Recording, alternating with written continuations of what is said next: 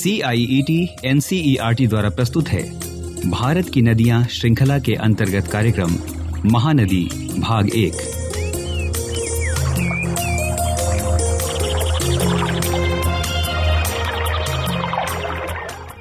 महानदी एक प्राचीन नदी है। गंगा यमुना से भी पुरानी है। इसका उद्गम छत्तीसगढ़ राज्य के धमतरी जिले की पहाड़ियों से हुआ है। ये लगभग 850 किलोमीटर लंबी है। छत्तीसगढ़ और उड़ीसा से प्रवाहित होती हुई बंगाल की खाड़ी में मिल जाती है।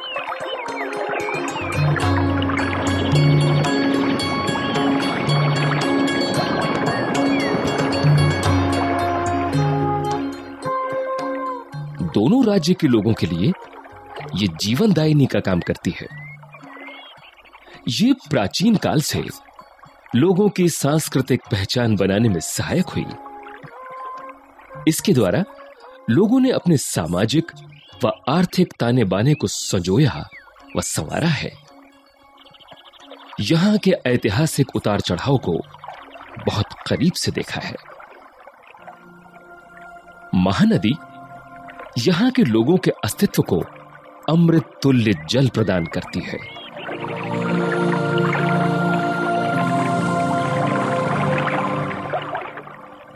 आज बात करते हैं महानदी से और जानते हैं उसकी कहानी।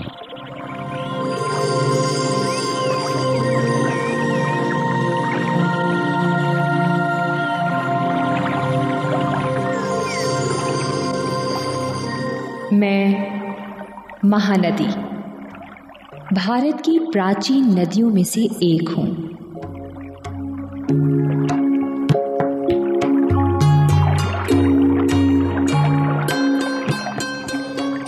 मैंने हिमालय पर्वत को बनते देखा है।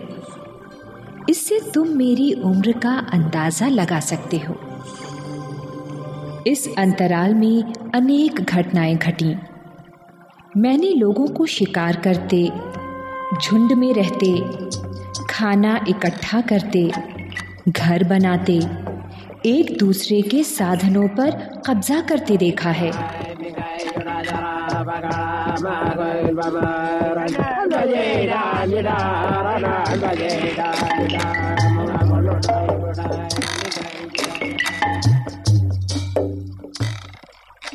गांव को नगर में बदलते देखा है।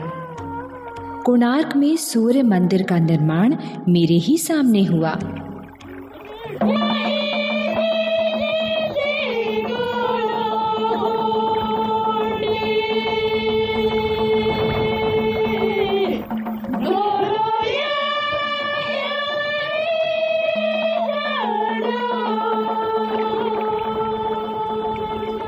महान नरेश सम्राट अशोक को भी देखा। कलिंग का युद्ध मेरे पाटों पर हुआ था। जानते हो, इतना बड़ा नरसंहार पहले कभी नहीं हुआ। मेरा पानी भी खून से लाल हो गया था। कलिंग पराधीन हुआ।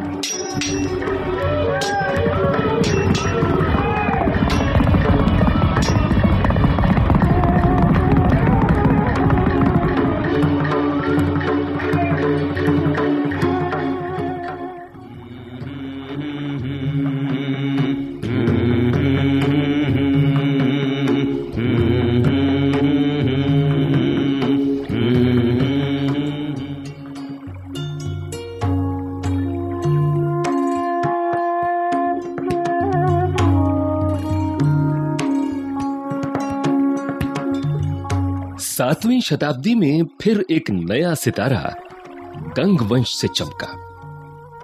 वो थे महासीव गुप्त, एक अच्छे शासक के रूप में। उड़ीसा के इतिहास में एक शानदार युग का आरंभ हुआ। उन्होंने कलिंग, केनगोड़ा, उत्कल और कौशल राज्यों को मिलाया। फिर से कलिंग समृद्ध हुआ।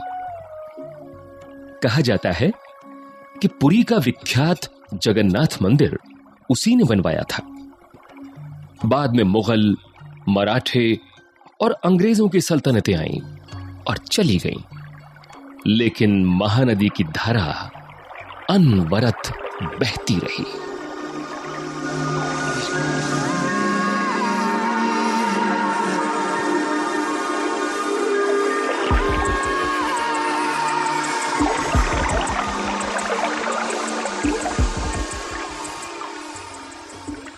महानदी का उद्गम छत्तीसगढ़ के सिहावा की पहाड़ियों से हुआ है।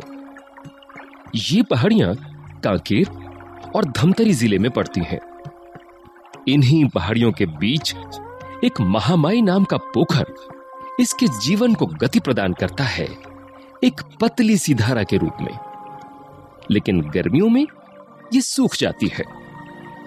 पहले ऐसा नहीं था।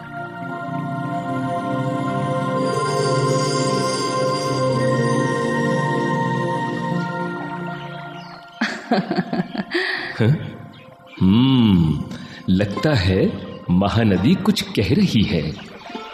ये मेरा वतन है, मुझे इससे प्यार है। यहाँ की बदलती फिजाएं, रंग, रूप मुझे अच्छा लगता है।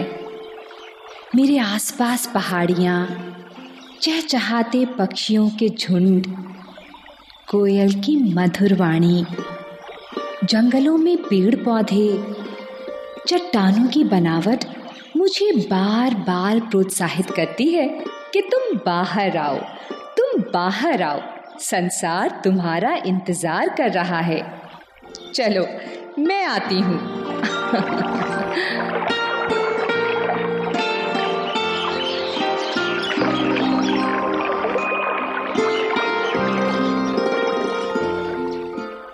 मेरे पहले साथी हैं पेड़ पौधे, झाड़ियाँ, चट्टानें और पशु पक्षी। हम में कोई ना छोटा है ना बड़ा, सभी सद्भाव से रहते हैं। बरसात में ये संबंध और निखर जाते हैं। चारों ओर हरियाली ही हरियाली, जंगलों से ढक जाती हूँ। मुझे देख पाना कठिन होता है, लेकिन पतझड़ में स्थिति बिल्कुल उलट जाती है। पत्ते पीले पड़ जाते हैं। मेरे रास्ते में पतझड़ वनों की बहुतायत है। पतझड़ के वन मध्य प्रदेश, छत्तीसगढ़, उड़ीसा आदि में पाए जाते हैं। यहाँ के पेड़ पौधे साल में एक बार अपने पत्तों को छोड़ देते हैं, इसीलिए इन्हें पतझड़ वन कहते हैं। ये पेड़ पौधे सिर्फ सजावट के लिए नहीं हैं, बल्कि बड़े उपयोगी हैं। ये पानी को सोखकर भंडारण करते हैं। ऐसे स्थानों से झरने निकलते हैं।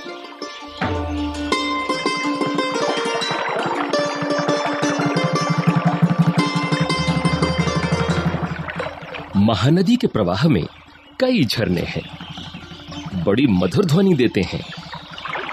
वास्तव में ये एक दूसरे के साथी हैं। महानदी के दूसरे सहयोगी हैं चट्टानें, पहाड़, जंगल, जो इसके निरंतर बहाव में सहायक होते हैं। इन जंगलों के बीच बैगा और गोंड आदिवासी भाइयों की बस्तियां हैं, लेकिन छोटी छोटी, जिनमें लोग 4-5 घरों के समूह में रहते हैं। वे जरूरत के अनुसार ही पेड़ काटते हैं, अंधाधुंध नहीं।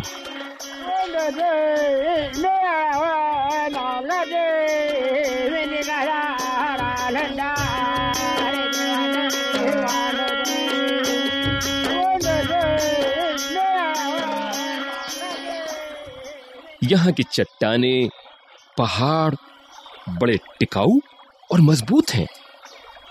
धरती, पेड़, पत्थर और पानी एक दूसरे के पूरक हैं। लेकिन क्या आज जैसा है वैसा पहले भी था? नहीं। मैंने कुछ देर के लिए अपने अतीत में झांक कर देखा। पता चला कि आज के पहाड़ प्राचीन समय में बहुत बड़े हुआ करते थे। अब घिस पिट कर छोटे हो गए हैं। श्रृंखलाएं छोटा नागपुर पठार का हिस्सा है।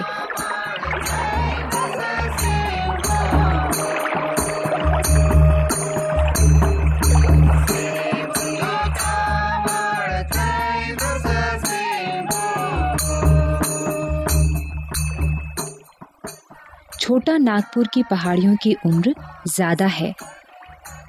पहाड़ों के बनने के बाद मैं वजूद में आई। छोटा नागपुर का पठार दक्षिण पठार का हिस्सा है।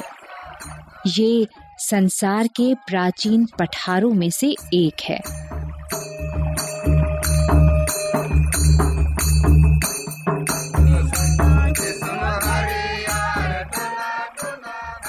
ये पठार आखिर बना कैसे होगा? जरा सोचो।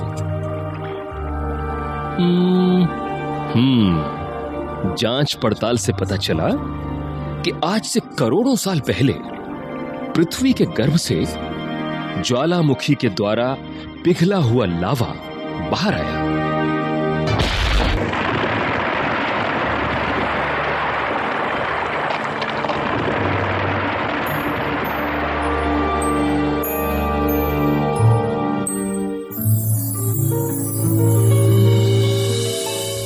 और वो चारों ओर जमा हो गया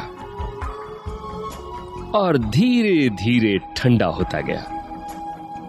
ठंडा होने के बाद बहुत कठोर बन गया। इनकी खड़ी ढालें और ऊपरी भाग सपाट है। ऐसे भाग पठारी कहलाते हैं। पठारी भागों में कई प्रकार के खनिज मिलते हैं, लेकिन ये खनिज आए कहां से? दरअसल पृथ्वी के गर्भ में अनेक खनिज हैं। लाखों साल पहले ज्वालामुखी के उद्गार के समय लावा के साथ ये खनिज बाहर आए। छोटा नागपुर के पठार में ऐसे खनिजों के बड़े भंडार हैं। यहां का उद्योग जगत इन खनिजों पर निर्भर करता है।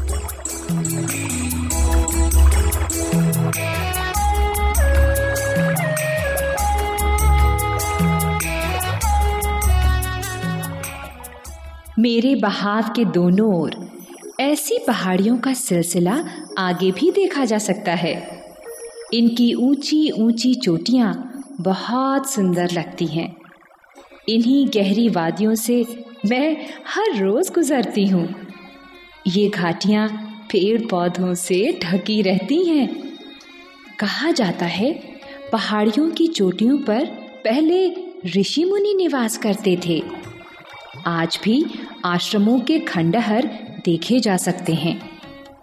सिहावा की पहाड़ी पर श्रृंगी ऋषि का आश्रम था।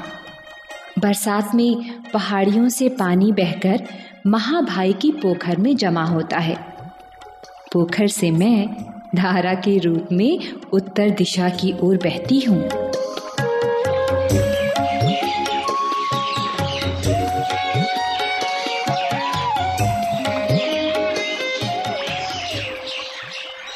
लेकिन महानदी उत्तर की ओर ही क्यों? मेरे जल प्रवाह की दिशा पहाड़ियों की ढालों को निर्धारित करती हैं। दक्षिण से उत्तर की ओर पहाड़ों की ऊंचाई कम होती जाती है। ढाल ही मेरे बहाव का वेग तय करते हैं। आसपास की पहाड़ियों से कई धाराएं आकर मिलती हैं, मुझे और समृद्ध बनाती हैं।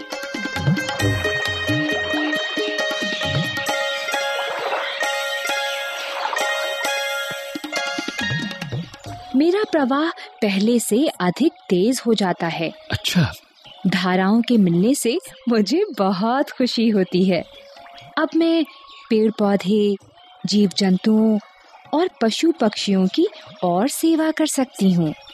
अच्छा, ये बताओ महानदी, उत्तर दिशा में तुम कितनी दूर तक बहती हो? मैं उत्तर दिशा में लगभग 50 किलोमीटर तक सकरी घाटी से बहती हूँ। अच्छा।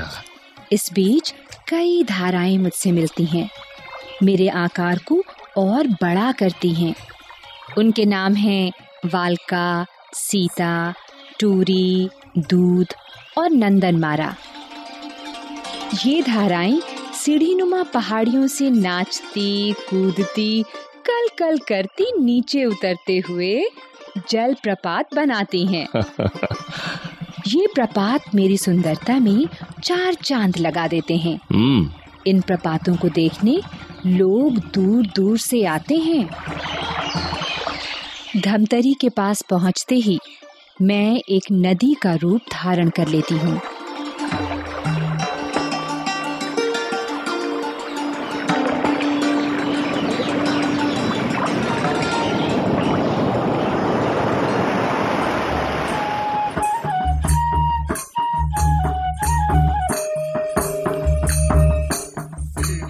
महानदी भाग 1।